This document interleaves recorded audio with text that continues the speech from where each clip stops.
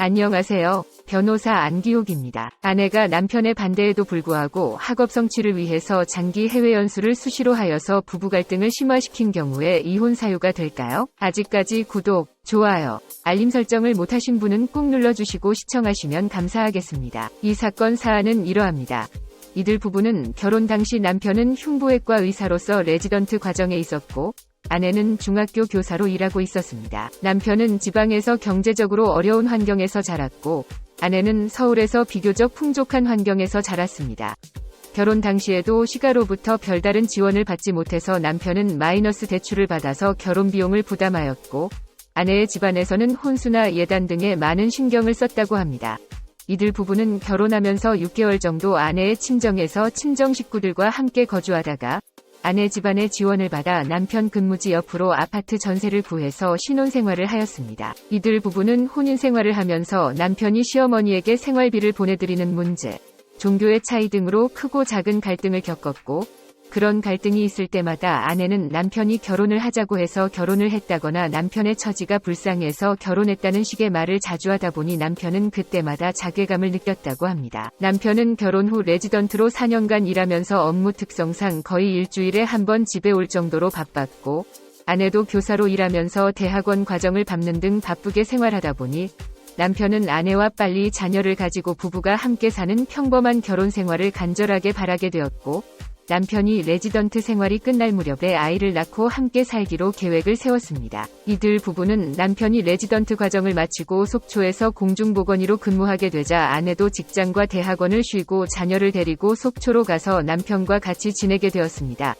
남편은 정말 모처럼 만에 온 식구가 함께 지내는 생활에 무척 행복했으나 아내는 편의시설이 충분하지 않다는 등 지방생활의 불편을 호소하다가 남편의 반대에도 불구하고 속초로 간 지 6개월 만에 자녀를 데리고 서울로 돌아가서 집을 구하고 서울과 속초를 오가다 2005.2 부터는 아예 서울에서 생활하였습니다. 남편은 이후 2년 정도를 공중보건의로서 병역의 의무를 이행하기 위해 보건소나 병원 근무를 끝내고 속초에서 서울로 가족을 만나러 가는 생활을 하게 되었습니다. 남편은 서울에 있는 병원에서 근무하면서 아내와 같이 살게 되었는데, 아내는 방학만 되면 국내외 연수를 가는 일이 잦았다고 합니다. 아내가 아이를 시어머니에게 맡기고 장기간 해외 연수를 가는 일도 생기다 보니 남편은 아내에게 장기간의 연수는 가지 말아달라고 부탁하였지만 아내는 교육청에서 주최하는 연구발표 대회에서 우수한 성적을 거둬 부상으로 2년간 미국으로 해외 연수를 가게 되었습니다. 남편은 아내가 연구발표 대회에 응모할 당시에 남편은 해외 연수가 부상으로 주어진다는 사실을 듣기는 하였으나 아내가 당선되어 해외 연수를 가게 되리라고는 예상하지 못하였다가 막상 아내가 해외 연수를 간다고 하자 남편은 반대도 하고 다투기도 하였지만 이미 아내의 유학이 결정된 상황에서 남편은 아내의 결심을 꺾지 못했습니다. 아내는 결혼하면서부터 남편의 급여를 모두 관리하였는데 이러한 것은 아내가 해외 연수를 떠난 이후에도 계속되었습니다.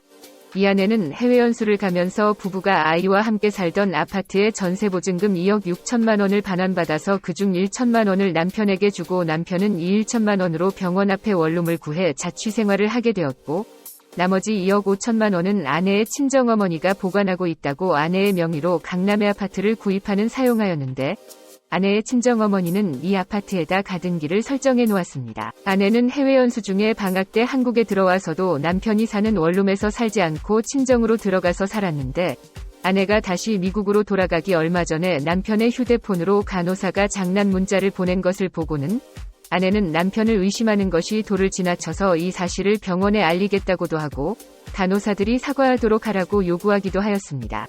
아내는 미국으로 돌아가서도 간호사들이 의사를 우롱하고 비하하는 내용의 문자를 발송하여 가정을 파탄나게 하였으므로 그들의 강력한 처벌을 원한다는 내용의 메일 초안을 작성해서 남편의 병원 내 메일로 보내고 이를 병원장에게 보낼 듯한 태도를 보이는 등으로 남편을 심하게 압박하였습니다. 님편은 과거에 공중보건의로 일할 때 아내가 남편이 일하는 병원장에게 직접 전화해서 임금을 올려달라고 요구하여 직장에서 난감한 입장이 되었던 일도 있었고, 남편이 서울병원에서 근무할 때도 남편이 수술 중이거나 해서 아내에 받지 않을 경우에는 아내는 남편의 선배 교수에게 직접 전화해서 남편의 일과를 감시하는 듯한 행동으로 스트레스를 받아왔기 때문에 아내가 또 다시 병원의 의 문자 메시지에 관해 문제를 제기할까봐 걱정하였고, 실제로 아내는 남편의 동료 교수에게 전화해 이 문제에 관해 이야기하기도 하였다고 합니다.